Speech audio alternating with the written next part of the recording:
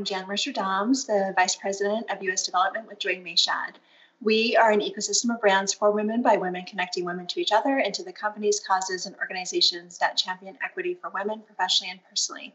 You're with us today watching Speak Your Mind with Dr. Risa Ryger, brought to you each and every Monday. Hi, Risa. Welcome. Happy Monday. Hi, Jan. How are you? Thanks so much for joining us today and being co-hosting with me.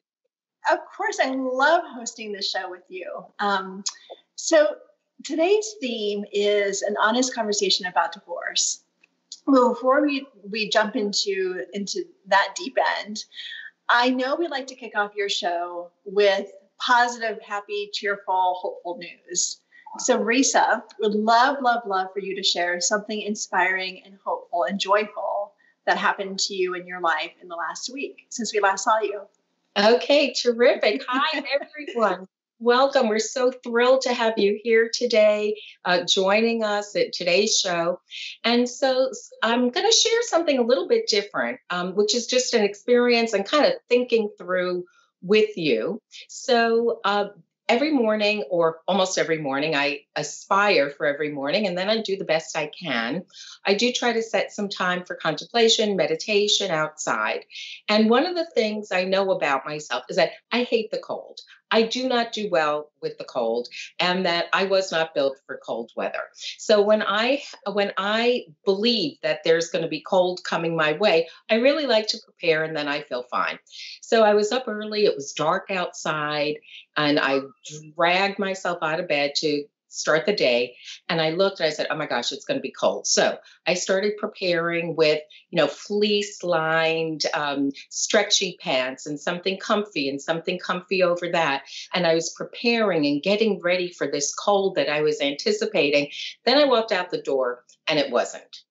And so in that moment, what came to me, and something that I know, and perhaps something that we all know, but we can just kind of slide down that rabbit hole a little bit, is that I was anticipating something and getting ready for something that really just wasn't what was happening.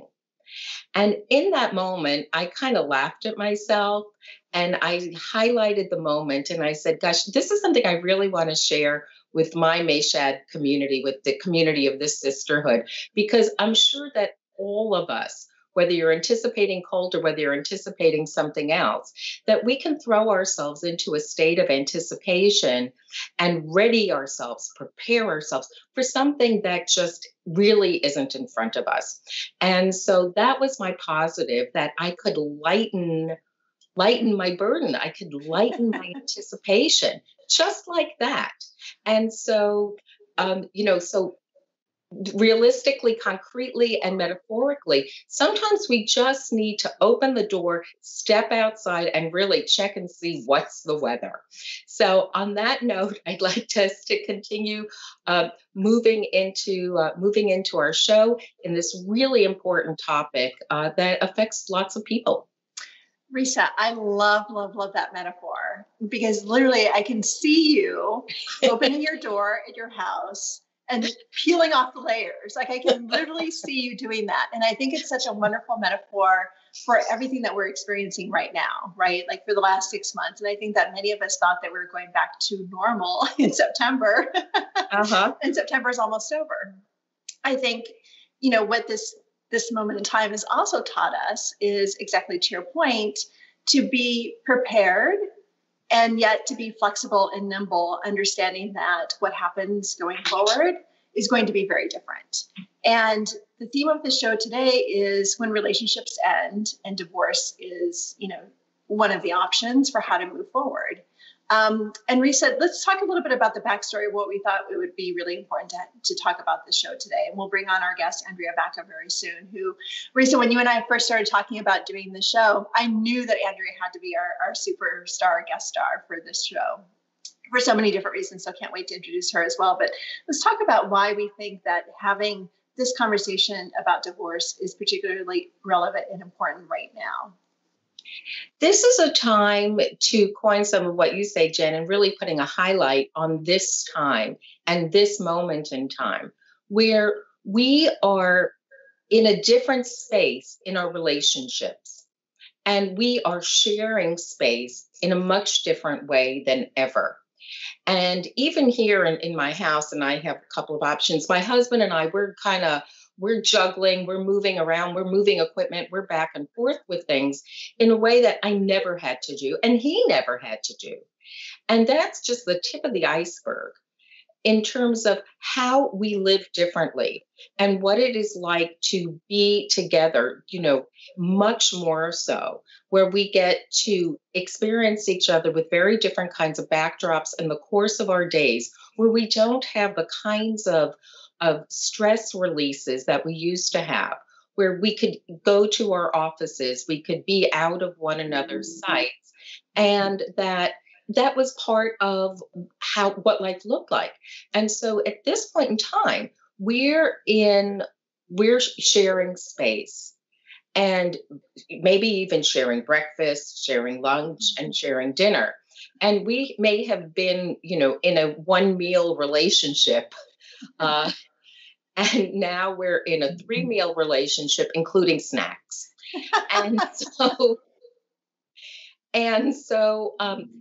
So there are things that might have bothered us a little bit, but that we could kind of get past it and ignore. And sometimes these are little things that just get on our nerves, but sometimes with many people that in this different backdrop where we're not running around, we're not getting on planes, we're not necessarily going out to dinner every night and meeting up with friends in all different configurations, that there's much more of a highlight, much more of a light shining on this relationship. And so problems that were there beforehand have a tendency to get magnified now. And also in this very different background where we ourselves are called about to act in a different kind of way, to perhaps be more of our courageous selves, that there's a way that perhaps with this additional needing to change, needing to adapt, needing to be able to be nimble and resilient and courageous, that it may give us that opportunity to look courageously at our relationships in a way that we really didn't want to, because it's painful. It's not because, it's painful. It's hard to look at a relationship that you've been in because there's been something good about it. There's been something positive about it. And it's really hard to look at that relationship in a courageous way and be able to come to the realization that it's not just saying please or thank you. It's not just remembering our anniversary. It's not just making sure that you move the fork from the sink into the dishwasher. That there are fundamental issues, and perhaps you've come to the realization that the life of the relationship has really come to the end of its course. And that's a hard place and a painful place to be. Risa, I so hear everything you're saying, and that resonates so much with women that we talk to within the Mesha community as well, because it's not just the fact that I love the 3-meal, 3-snack a day sort of relationship that you move into, right? But there's also just think about the stressors of what COVID has brought to light, right? And so it's just the day to day and the really unpacking, getting to know someone in a different way, but it's also the way in which he or she deals with stress and anxiety too, particularly around things like unemployment or being furloughed or significant loss of income or losing a lot of the stock market when it crashed or, sickness, right? Like we've done so many shows just around, what does it mean to be healthy and well physically and mentally during this period of COVID.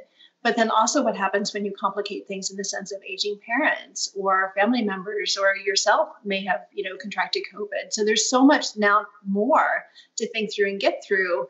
And I think there are many people out there who think, well, this is not something I really signed up for. This is not really what I thought my life would be like. Before we bring Andrea in, I want to ask you one question, Risa, in the sense of what you're seeing right now in your practice.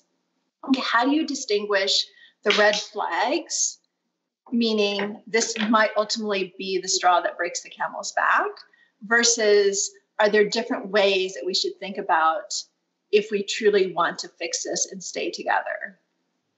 And is there an inflection point that you see with your clients? Well, first of all, that inflection point is going to vary from one person to the next. And importantly, you have to figure out like what is important for you. What do you need? What do you need? What do you want? And really come to a clarity in yourself. This is, it's not only in relationship with another person, but it's also in relationship with yourself. And so that courageousness of looking starts with you really being able to have that quiet time, the time when you're not being, pulled or pushed or distracted into something else, and have that time with yourself to really come to terms and understanding, clarity and growth about what is it that I want and what is it that I need.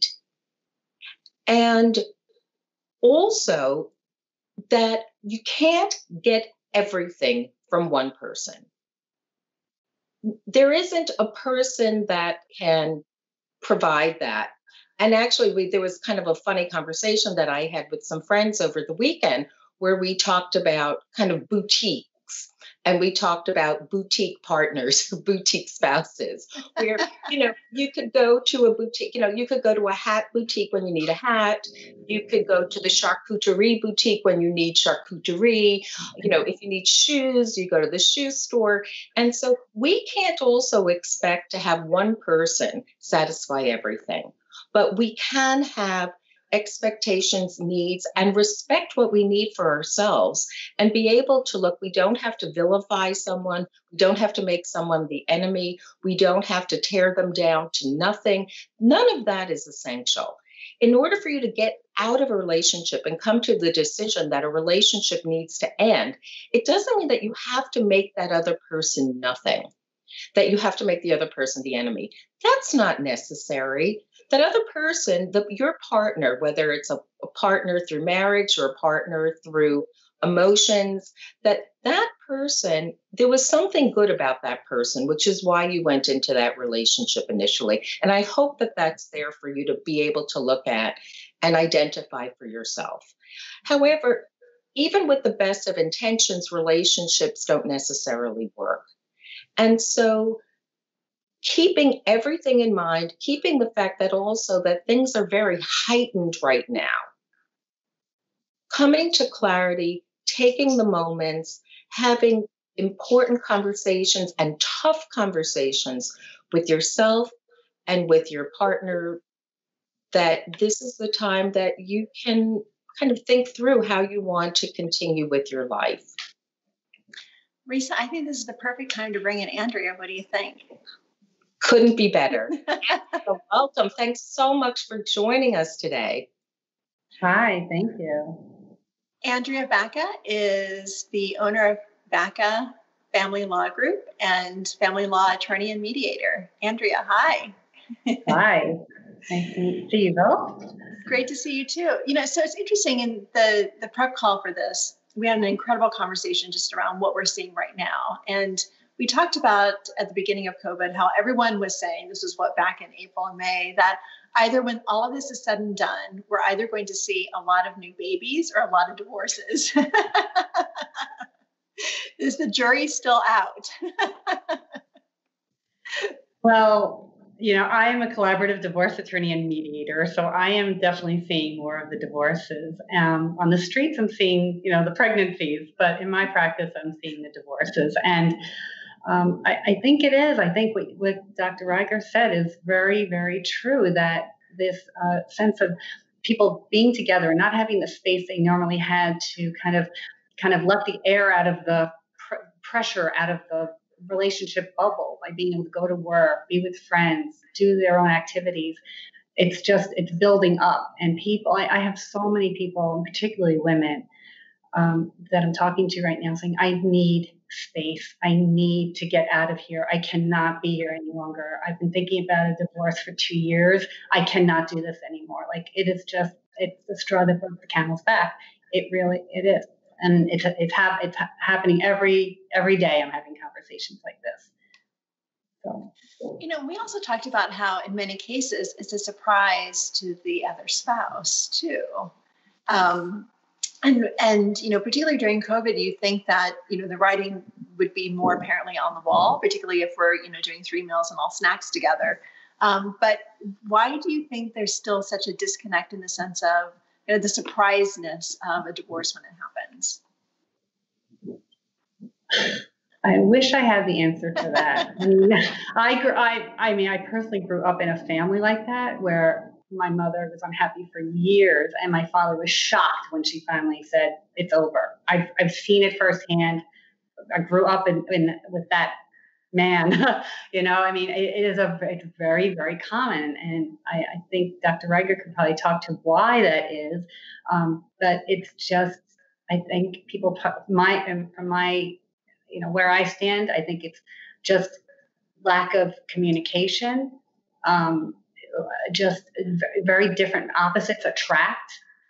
So you have different types of people attracted to each other, and it's very difficult when you grow apart one person doesn't grow perhaps, and one person stays right where they were and doesn't really see the changes, and the other one's like, what are you talking about? Like so much has changed. That's what I see. But it's very common, and typically, I don't know why, it's typically the male who doesn't see the writing on the wall. I wish I understood why that was. Well, if we take that a step further, and Andrea, thanks so much for opening up in this kind of way. It just really speaks to how powerful denial can be. And that sometimes it's not even a question of communication, but it's how the communication is processed. And that when, if we look at it from, you're talking about, and so I'll stick with this, from women to men, that there's a conversation about perhaps like, this is what I need. And that sometimes, even though you hear it, that you don't know how to put it into action. You don't know what it looks like. You don't know, well, you're not really hearing me. I'm talking to you and you're standing here, but I don't feel like you're really, I know that you're listening, but you're not really hearing.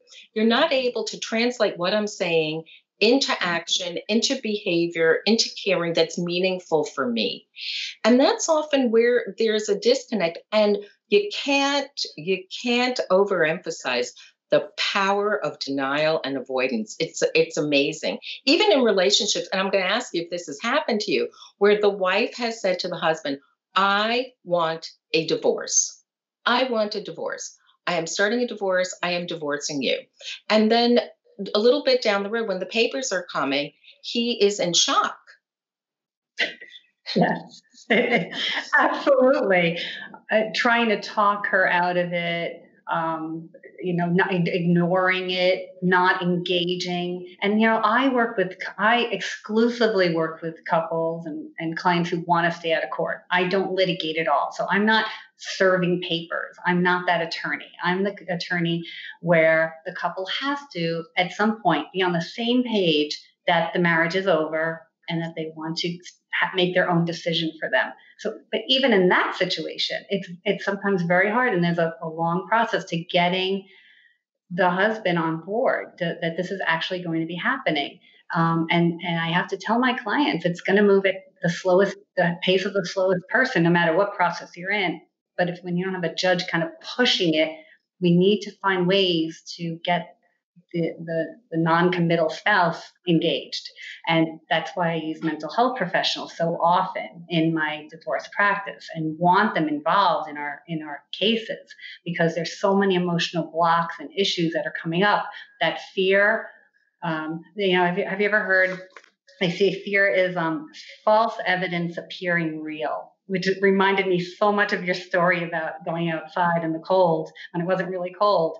And so many people have that fear of separation, of divorce, of the financial implications, of losing their status. And you have to overcome that around money. I mean, there's so many fears that come up.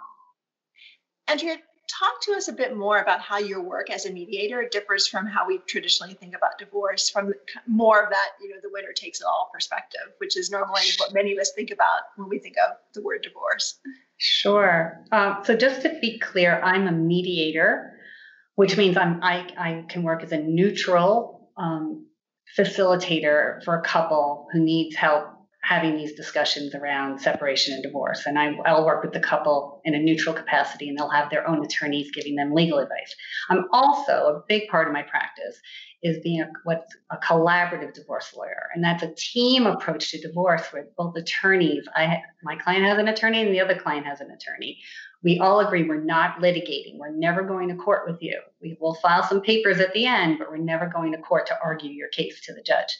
And we bring in a financial professional and a mental health professional as well to address the emotional and financial issues. So that's the collaborative process. And then I negotiate. And how everything I do is different, because what we're focusing on is what Dr. Ryger was saying, what's important to each of you.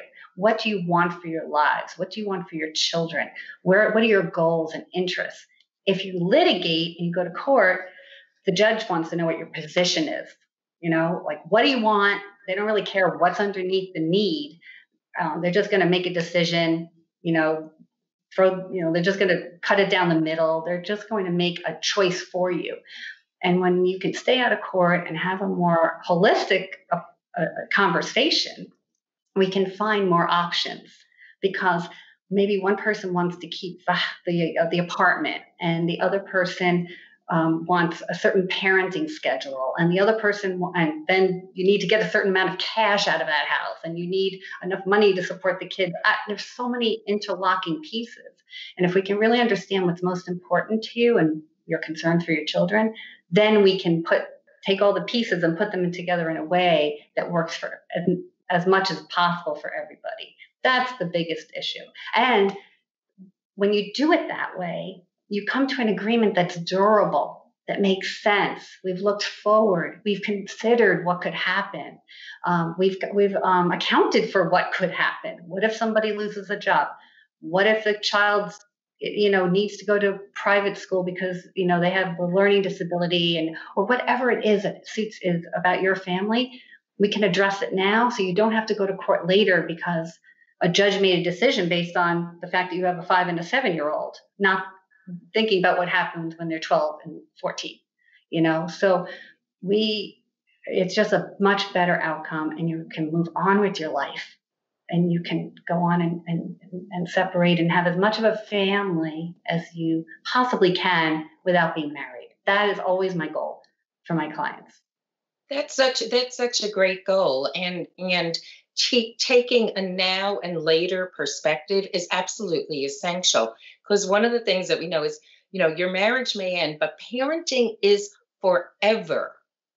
And so you're going to be linked with this person forever, even if your children are grown and out of the house.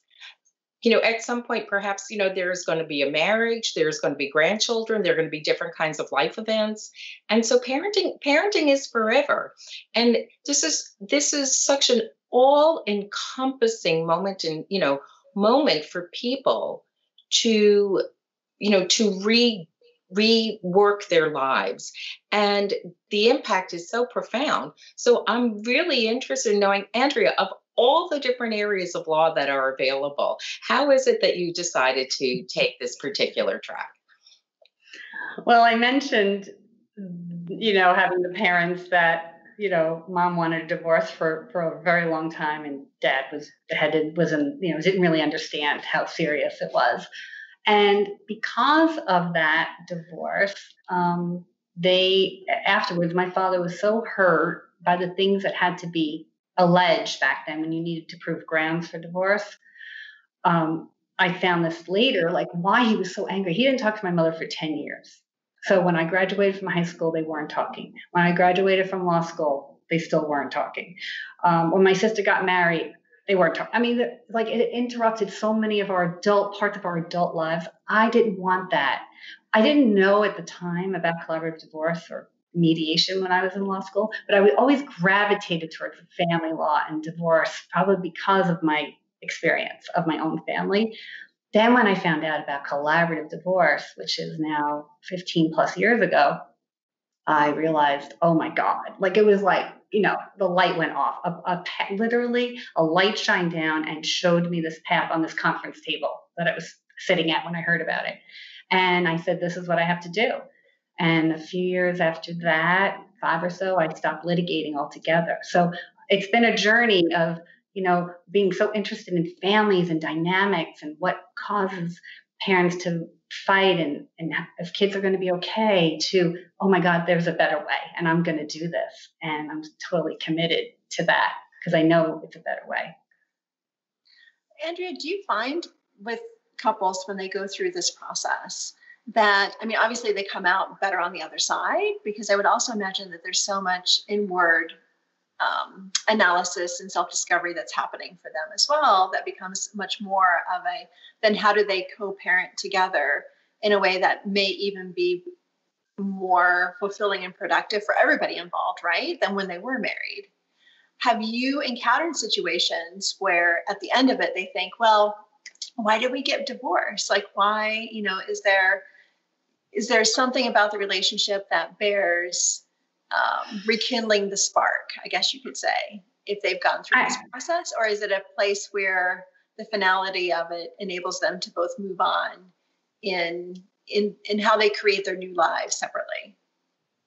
That's been my experience. When I check in with clients, how are they doing a year, 2 years, maybe more down the line, just, check in with them. I've never heard we've reconciled. I have heard we went on vacation together with our adult children and grandchildren. We were all together for the holidays this year. I hear stories like that. And so people are able to move on and recreate, still have that sense of family with not everybody, even though high conflict couples. I was just shocked to hear recently that a couple it was a very, very almost abusive relationship, emotionally, verbally abusive. One spouse had very serious anger issues. They divorced. We did it collaboratively. It was hard. I just heard they went on their typical vacation together with their kids, which I was so happy to hear that they found a way through. Last year, they didn't do the vacation together. They definitely vacationed separately, right after the divorce. But a year down the line, they did it. They both went on that vacation with the kids. So that's what I'm hearing. And I think that's wonderful. I think it's a good example for children too, that, it doesn't mean you have to stay in a miserable marriage. You can find your happiness and we're all still going to be okay. We're still loved. That's fascinating. And this is a question for both of you, actually, both from kind of the legal perspective of things and then how the mind works. So many times I hear people say, well, I'm staying in the marriage until my kids are in high school, or I'm staying in the marriage until they're in college. Mm-hmm. What really is that about? Like, is it really truly about fear of change and stress and anxiety around financial independence? Is it, let's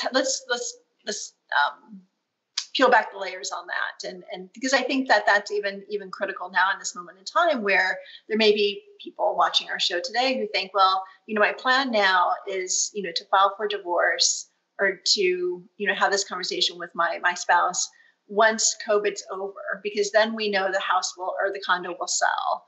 And we know that we'll both be employed again, right? So in what spaces and places, I guess my question is, in what spaces and places are the excuses legitimate versus when they're just excuses, then that actually holds you back from living in your full potential, which then ultimately also obviously impacts your children's happiness, because they obviously see what's happening, right? In the sense of the discord within the relationship. So I'm just going to say, Andrea, welcome to my world. Jan has very complicated questions that she asks. That are not a part of the preparation.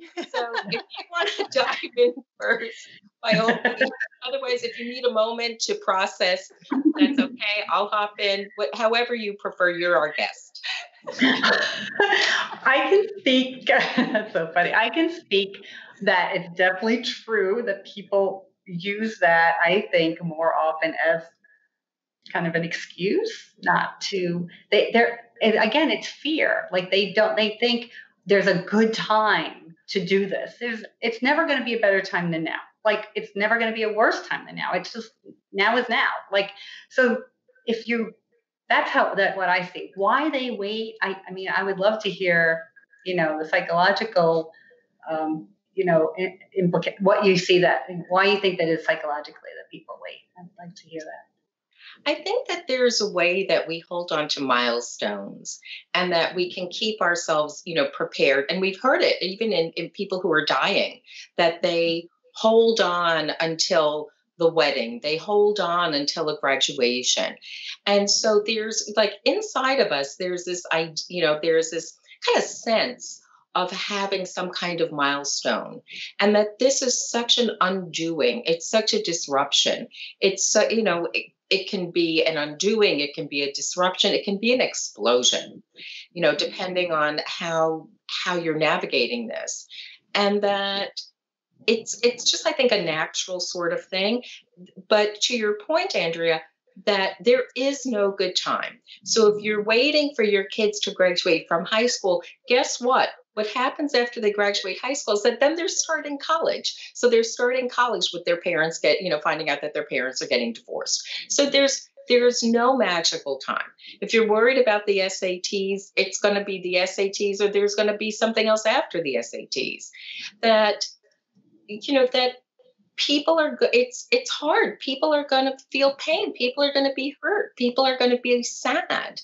And so in really just coming to grips with that, which doesn't mean that, well, therefore don't do it because it's going to hurt people and they're going to feel sad about it. But that understanding that this is what's going to happen, and prepare yourself to be able to withstand and be compassionate and be helpful and be able to hear when the people around you, let's say, for example, your kids, as we're talking about here right now, are going to feel hurt about it, or they're going to have feelings about it right now and a little bit down the road, and they may be different. So there doesn't have to be a surprise, but anytime it's a huge disruption, not only in what's happening in the family at the moment, but also, in our minds, we have these fantasies and these images of what a family looks like. We had fantasies and images and wishes about what things are going to look like at this point, or what things are going to look like at that point. And so with divorce comes the dismantling of that wish, that picture, that fantasy. And it's painful. It's a hard thing to do. And so with any divorce, and divorces where, you talked about someone who had an anger issue and was abusive, and that's not a relationship that is viable or one that somebody would want to stay in. But that even then, even when it's clear that this is absolutely what you have to do, there's still a coming to grips and a dismantling of that picture, that even if you're not aware of it, believe me, it's somewhere there in the back of your head of what it was supposed to be like, what it should have been like, what it could have been like, what you wished it had been like. That's hard. Right. Regret, expectations, that should, you ever hear that saying, don't should on yourself? Oh, yes. Right? I think a lot of people end up, doing that to themselves. I loved what you said earlier, though, that being like accepting the reality that the relationship has come to its end, and that nobody maybe is wrong. No one, yes, because it has come to its end, there was hurt and there's resentment and sadness and all things. People did things that they shouldn't have done, or however, the relationship has come to its end. And if you can acknowledge that, and just accept that, and you have professionals encouraging that outlook, and that you're not going to be at war, that you don't have to make the other person wrong. We can move this forward. And I think that's a big difference between the way I practice and my colleagues practice collaboratively and in a non-adversarial way versus in litigation in court. You have to make somebody wrong. Somebody has to be the enemy. And that is the biggest difference. So if you know that you're going to be coming into the relationship in a more amicable way, you're maybe not going to be as afraid of ending it, And to going back to kids, that it's so important to not make the other person the enemy, because if you're biological parents of that child, or even if you're not biological parents of that child, that you have each had input into that child, and that child, let's call it an unbiological way, just for purposes of this discussion together, that half of that kid is with your partner, with your spouse. So if you're really putting that person as the enemy, putting them in a horrifically negative light, that what is that? Sorry, what is that child going to experience? How is that child going to metabolize that in terms of how are you going to feel about this kid if you're demonizing the other parent? And so even if it's not for you, you gotta find somewhere inside yourself, you've got to find the reins and pull back on those reins, not for yourself, not that the spouse that you're divorcing doesn't have difficulties, but you have to do it for your kid. That's absolutely true. They're going to experience this divorce for many years. It affects generations, the kind of marriages they get into, the relationships they're in, how they, what happens to your grandchildren. I mean, there's a long-term effects to a good divorce or a bad divorce. And it's all in you. Even if your spouse is not being at his or her best, you have choices in every opportunity that you're interacting and how you're thinking about it, to be the best you can be in that moment, in that really, really difficult moment. You have a choice. And find people who will help you make those right choices and see things from a 30,000 foot view instead of just being totally in it all the time. Andrea, can you talk to us a bit about, there are many women out there who are thinking about divorce, obviously during this period of time, but then there are also many women out there who are watching the show today who may be embarking on saying yes to a proposal or actually asking, someone that they're falling in love with to get married. What advice do you have for professional women today to ensure that they're setting up their new next adventure in their life up for success? The number one piece of advice is to consider a prenuptial agreement.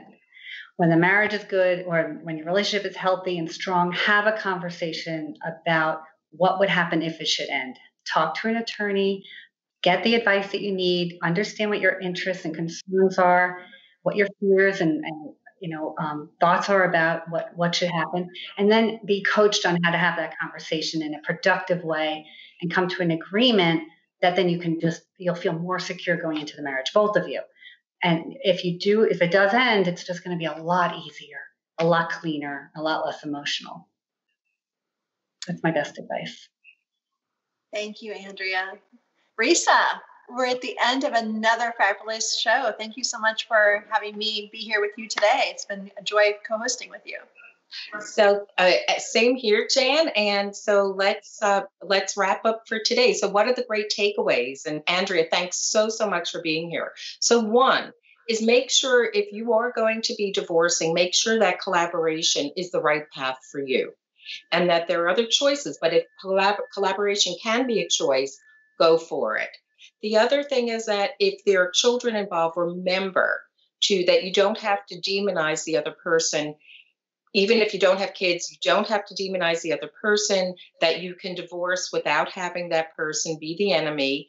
And that if you're a parent, to pull back on the reins about bad mouthing or, being, negative about that child's other parent. We're so thrilled to have you join us today. Thank you so much, everyone. Thank you for being part of this sisterhood. See you next time. And remember, as always, we've saved a seat for you. To save a seat for you, please subscribe to Join Mayshot's YouTube channel. And don't forget to hit the bell to get all notifications of our great content.